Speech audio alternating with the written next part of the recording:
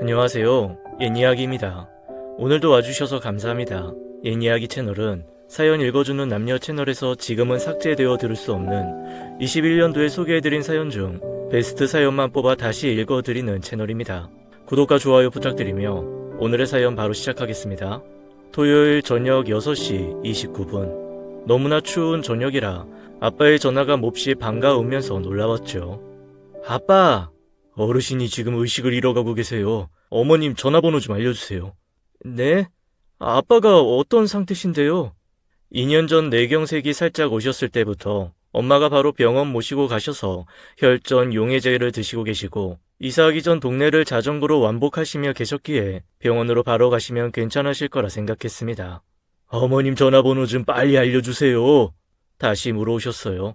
퇴근 후 식사 중이던 신랑이 빨리 119 부르라고 해.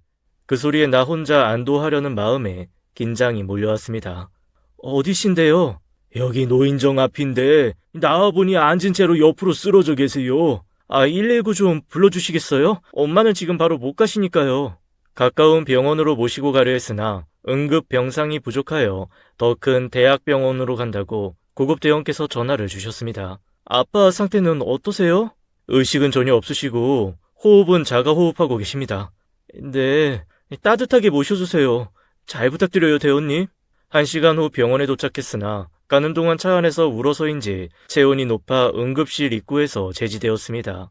엄마랑 남동생도 곧 도착하였고 더 이성적인 남동생이 들어가서 보고 판단하는 게 좋을 것 같아 들여보냈어요. 병원으로 향하는 차 안에서 아빠가 초등학교 2학년 때 미술 숙제로 함께 만들어주신 근사한 수수깡집과 정원이 생각나서 갑자기 울컥했어요. 삶의 지혜를 많이 공유하시려고 이론을 시각적으로 알려주시려고 애쓰던 아빠. 언제나 내 편이었던 분이 지금 의식을 놓고 모르는 사람들과 병원에 가고 있다니.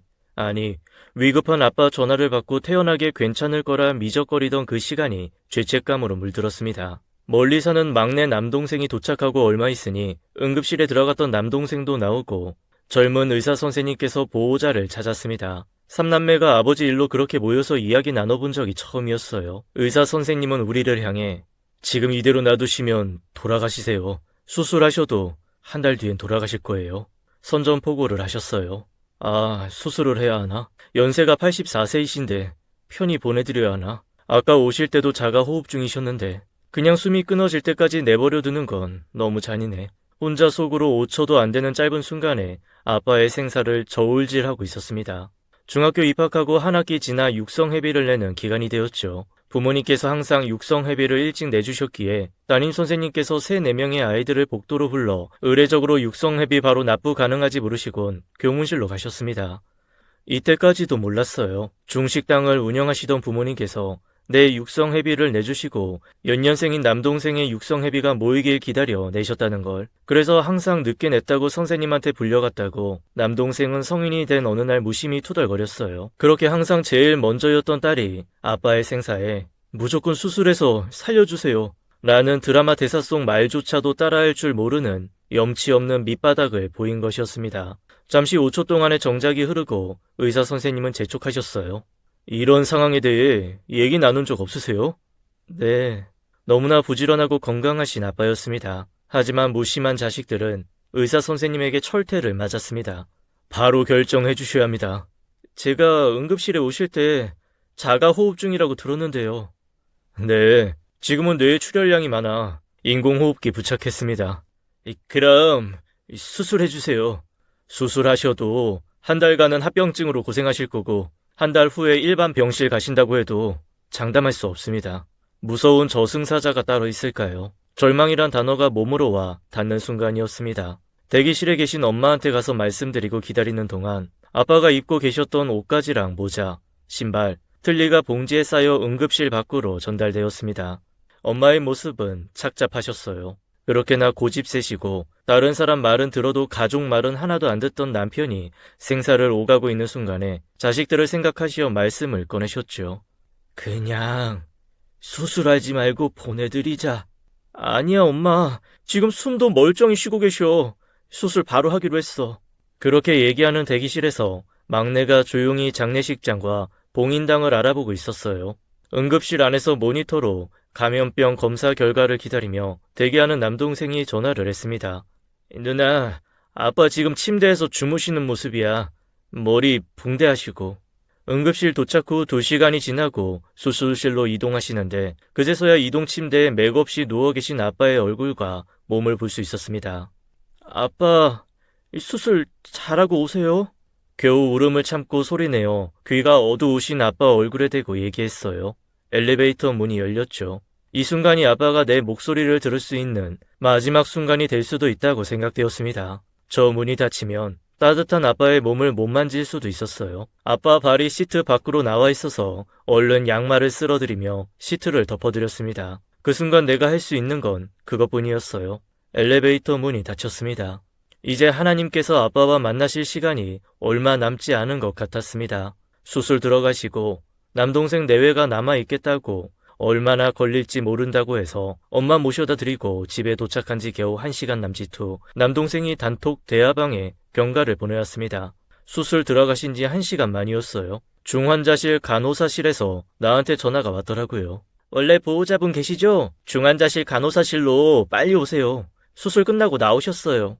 이런 경우 드라마에선 수술하다가 가망 없어서 포기하는 경우일 때가 많았어서 마음이 천근이었습니다. 첫째 남동생에게 중환자실로 바로 가라고 전달하고 기다린 지 1시간요. 수술 1시간 정도 걸렸고 뇌 부분에 혈액 고인 것만 빼고 관 삽입했다고. 연세가 많으셔서 개두와 뇌 부분을 자르는 건 교수님 판단하에 안 했다고. 피 고인 것만 빠지면 기적적으로 괜찮아지실 수도 있다고 경과를 보낸 거였습니다. 너무 감사했어요. 교수님도 아빠도 동생도. 그렇게 치열하게 살아오셨던 분이 낙엽처럼 떨어지지 않으셔서 고맙더라고요. 시골 5남매 중 셋째 아들로 2분 형님은 서울로 상경해 각자 앞가림 하실 때 어린 나이에 만주에 가서 중화 요리를 배우고 돌아와서는 남은 세 동생들과 부모님 생계와 결혼, 분가까지 다 책임지시느라 어깨가 녹아내리셨을 그 아빠가 공기처럼 사라지시면 안 되는 거라고 생각했었죠.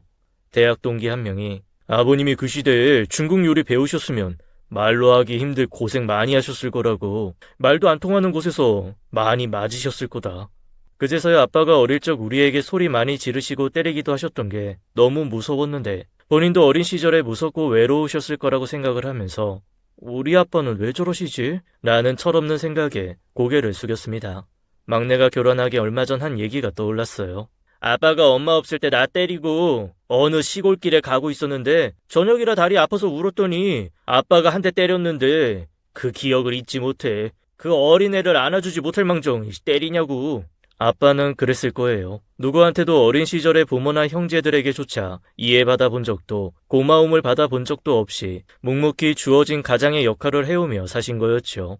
그 세월 동안 누구 하나 힘들지 않느냐, 고생했다, 마음을 알아준 적이 없으니 혼자 스스로 마음을 다잡고 함께 사는 아내와 자식들에게 모질다면 모질게 각자의 기대에 충실하지 않으면 가차없이 징벌적인 언행을 남발하셨고요. 그래서인지 하루하루 숨죽이며 생활하는 게 너무 싫어서 학교 가고 회사 가고 그런 시간들이 제게는 탈출구처럼 즐거운 시간이었습니다. 둘째 남동생은 나의 육성회비로 기인한 좋지 않은 기억뿐 아니라 대학 등록금도 사정은 마찬가지였어요.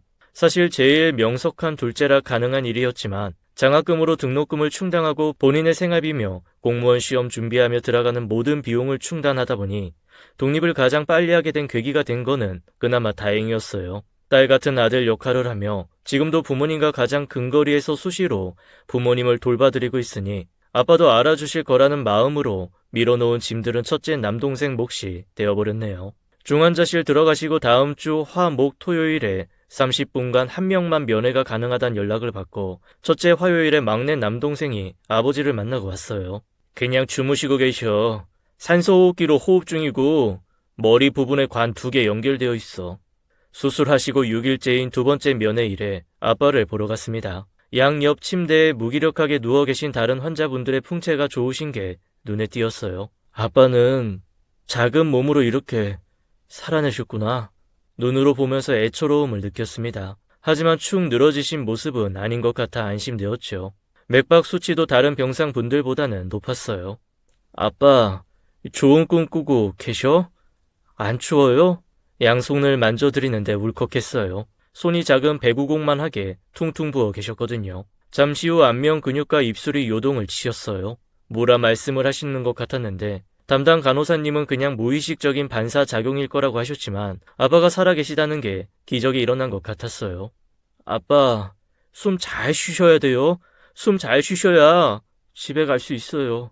지금은 숨만 잘 쉬어주시는 것만 바라는 마음에 그냥 저절로 말이 튀어나와 버렸어요. 잠시 후 담당 의사 선생님이 오셨죠. 의식은 거의 돌아오시기 힘들겠지만 그래도 만에 하나 걸어서 퇴원하시는 분도 계세요. 여기 중환자실에 오래 계시면 감염 위험이 높아서 머리에 고인 혈액이 다 빠지고 나면 기도에 구멍 뚫어 호흡을 도와 일반 병실로 가시는 게 회복에 도움이 되실 거예요. 그럼 절개하면 의식이 돌아오는데 도움이 되나요? 아니요. 그건 상관없습니다. 어서 재활하셔야 되잖아요. 의식이 없는데 재활이 지금 무슨 소용인가 생각이 들었어요. 병원 가기 전날 밤 엄마와 통화를 했었죠. 넷째 작은 엄마가 전화 왔는데 혹시 목을 뚫자면 절대 하지 말래. 그래도 이렇게 빨리 이런 이야기 들을 줄은 몰랐습니다. 일단 가족들과 상의해보고 말씀드릴게요. 미리 이번 주말까지 정해 놓으시면 좋아요. 나중에 의논하면 일주일씩 늦어지기도 하거든요. 집에 오자마자 가족들에게 알렸어요. 가장 가까운 어르신인 시어머니께 상의드렸고요. 우아하게 보내드리는 게 좋아. 물론 병원에서는 환자의 회복을 위해서 모든 최선의 방법을 쓰는 것을 알지만 가족들도 모두 기도 절개는 반대했어요. 혹시 상황이 좋아지시거나 그 반대일 경우 1인실로 옮겨주실 수 있나요? 병상에서 멀리 떨어진 곳으로 의사 선생님이 저를 데려가셨어요. 아버님 상황이 그렇게 나쁘지 않으세요. 그리고 병원에서 그런 편의는 봐드리지 않습니다. 아차 싶었죠. 의사 선생님이 아빠가 의식은 없지만 듣고 계신다고 생각하는 게 보였어요. 감사했고 믿음이 갔습니다. 아빠한테는 모진 딸이자 모질이가 되어버렸습니다. 아빠, 숨 잘 쉬어야 해요. 목에 구멍 안 뚫으려면 진짜 지금까지 너무 잘하셨어요. 계속 잘하고 계시면 또 올게요. 갑자기 아빠의 오른쪽 눈에서 눈물이 주르르 흘러내렸어요. 다 듣고 계시는구나. 집에 가고 싶으시구나. 이렇게 깨어 계시는데 아프고 힘들다는 거 알아주기보다 내가 원하는 것만 얘기했다는 생각이 들었어요. 부모는 생사의 갈림길에서 자식을 살릴지 말지 고민할까? 무조건 살리는 쪽으로 생각하고 말씀하실 텐데 응급실 앞에서 중환자실에서조차 아빠보다 나를 더 생각하고 있는 내 자신이 죄스러웠어요. 아빠는 목숨줄 붙잡고 사투를 벌이고 계시는데 내가 뭐 하려고 병원에 왔나 하는 생각에 돌아가는 발걸음이 무거웠습니다. 다시 한번 가족들의 의견을 모아 세 번째 면회일에 다시 찾은 중환자실에서 지난번과 다른 냉랭한 간호사님이 기다리고 있었어요. 차도는 없으신가요? 지금 상태는 그대로고 오른쪽 관은 잠근 상태인데 왼쪽 관은 아직 뇌에 고인 피가 나오는 중이에요. 매일 혈액 검사하는데 오늘 갑자기 간 수치가 높아서 오전에 CT 촬영했어요. 결과 나오면 의사 선생님이 말씀드릴 거예요. 아, 네. 그리고 지난번 의사 선생님이 얘기하신 기도 절개는 가족 모두 반대한다고 의사 선생님께 전해주세요.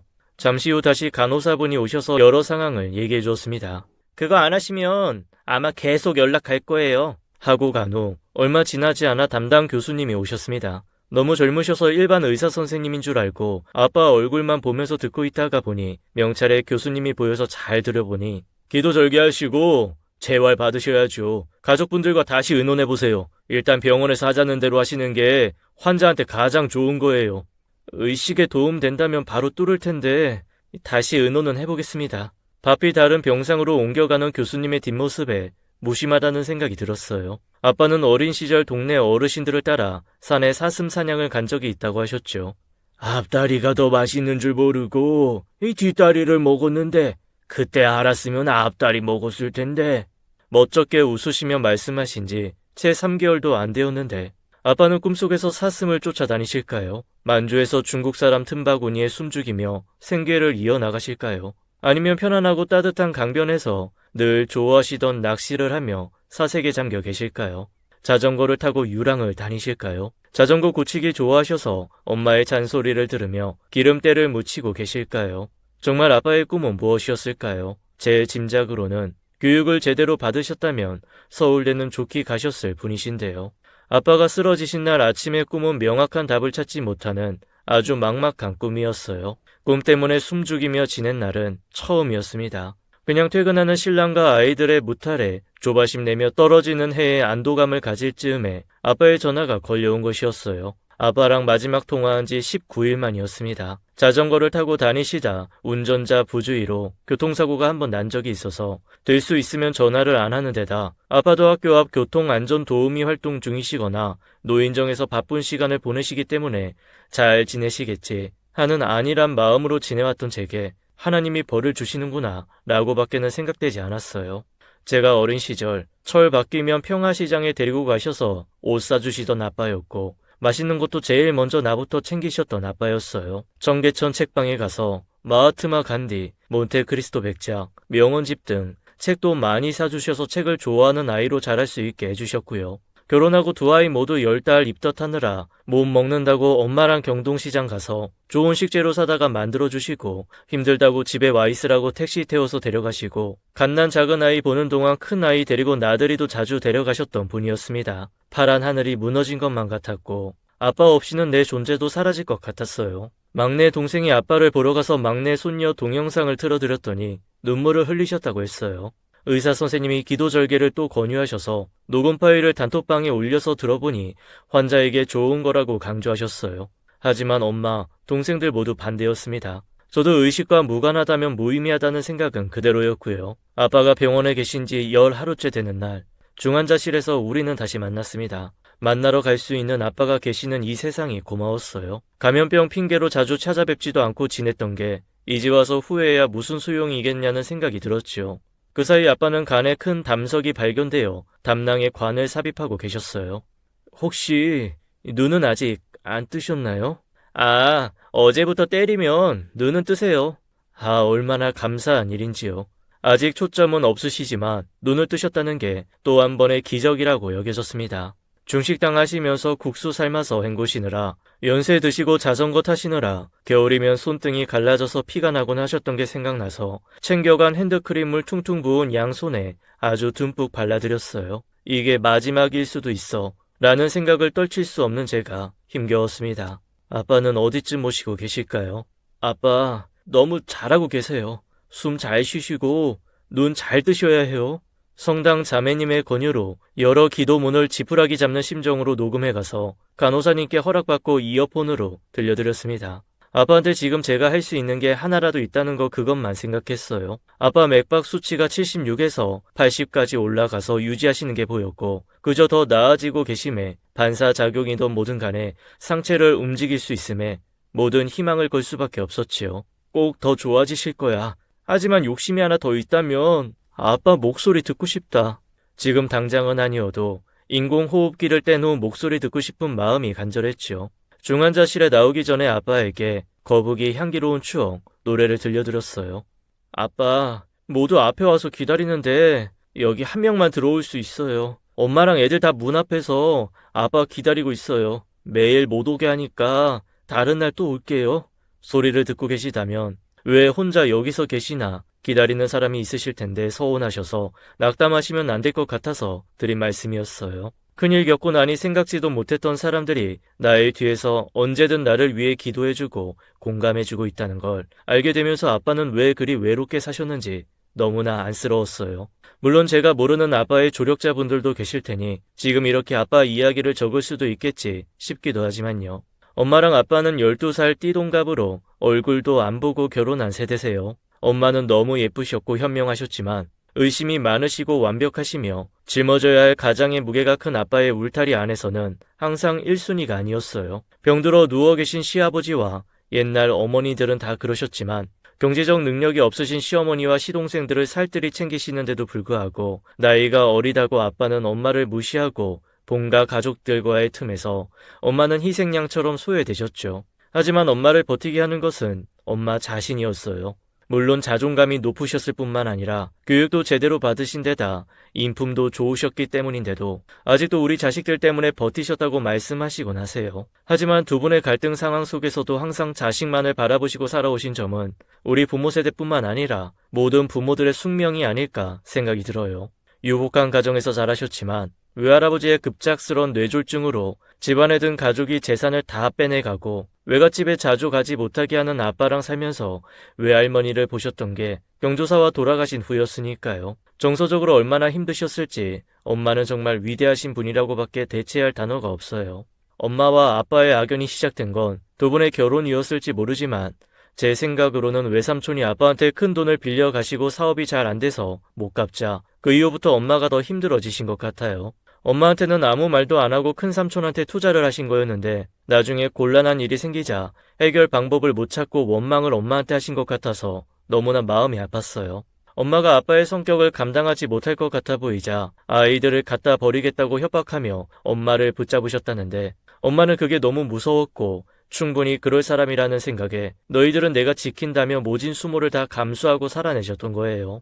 자식들한테 너무 엄격한 아빠를 보며 엄마는 당신에게 그러는 건 괜찮은데 자식한테 모질게 대할 때 피눈물을 흘리셨어요. 제가 대기업에 취업하고 얼마 지나지 않아 목돈 마련하려고 저축성 보험을 들었는데 아빠가 네 마음대로 했다며 5년을 저를 유령처럼 대하셨거든요. 그 틈바구니에서 엄마는 얼마나 힘드셨을까요? 자식을 키워보니 부녀 간의 갈등이 생기면 애미 마음은 자불안석이던데요. 하루도 아니고 5년을 그러셨으니 말이죠. 이젠 눈물도 다 마르셨다고 하시는데요.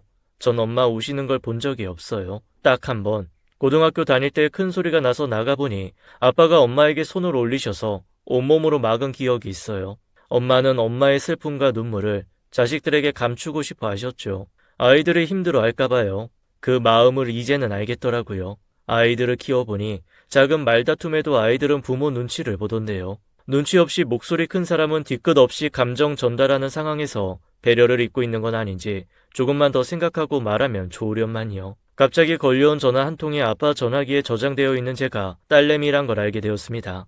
식구들 모두 이름으로 저장되어 있어서 어르신께서 제게 전화를 걸었다고 하셨어요. 그렇게 아빠랑 저는 보이지 않는 끈으로 연결되어 있었죠. 아니 어쩌면 저의 노력으로 아빠는 딸이 가지고 있는 아빠에 대한 고마움을 아시고 계셨을 거예요. 제가 표현했거든요. 아빠께 가족들과 고립무원으로 지내실 때 문자를 보냈어요. 울면서 적어보낸 아빠의 입장에 대한 이해와 그동안의 수고로움이 모두 가족을 위한 거였다는 걸 알고 있다고, 감사하다고, 그저 건강하시기만을 바란다고, 모두 알지만 표현하지 못하는 거라고, 아빠가 우리에게 해준 게 더 많았음을 안다고, 아빠가 해줄 수 있는 최고의 것이었다는 것도 안다고. 그렇게 수년이 흐르면서 아빠는 마음이 누그러지시고 편해 보이셨습니다.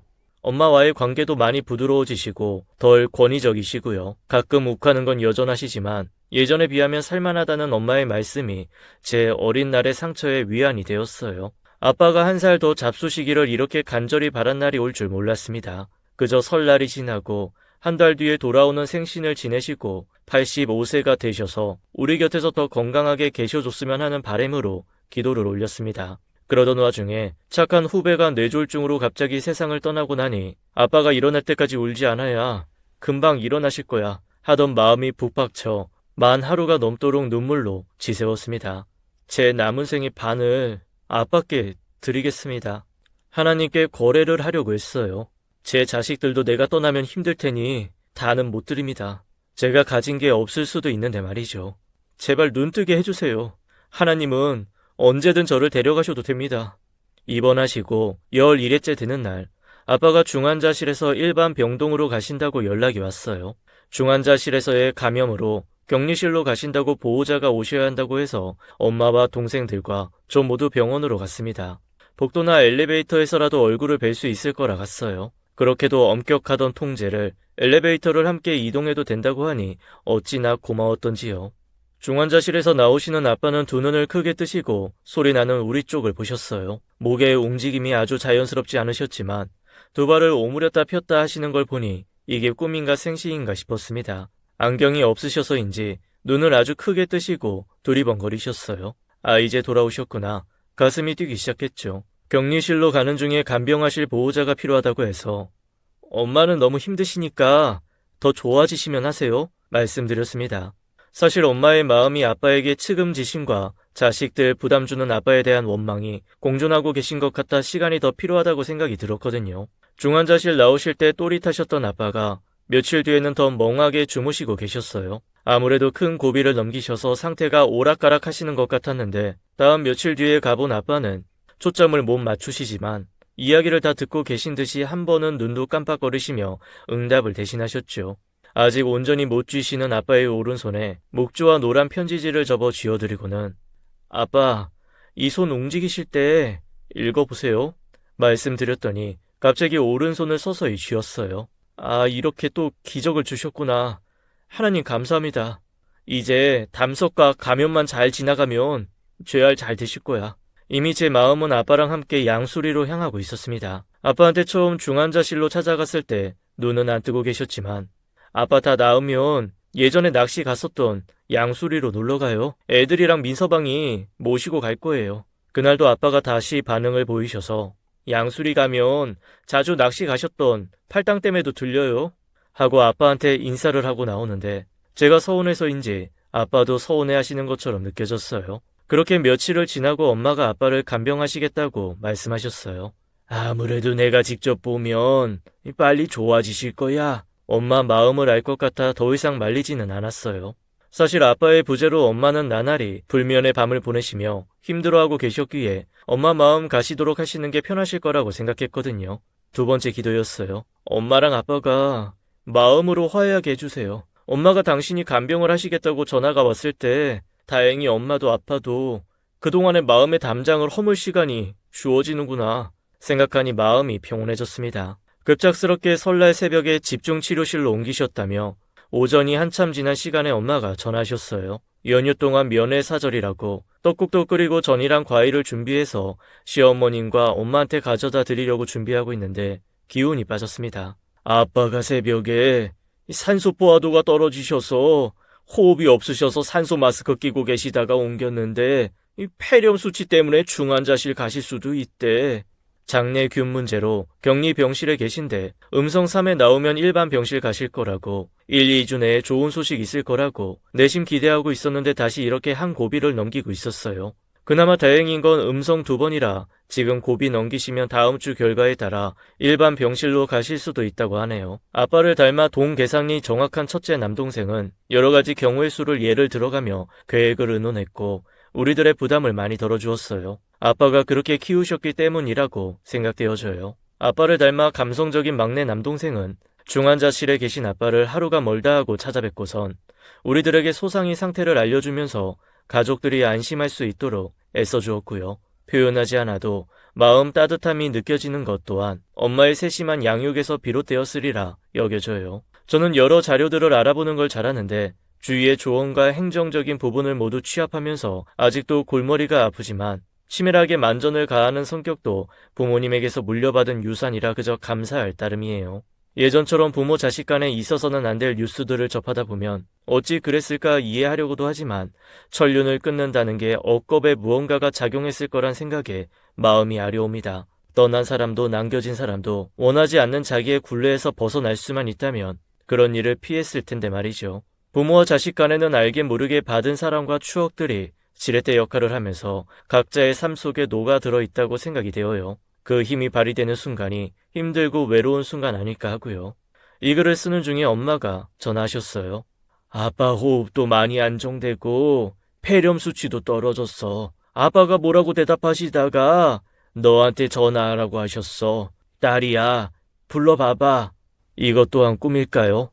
아빠?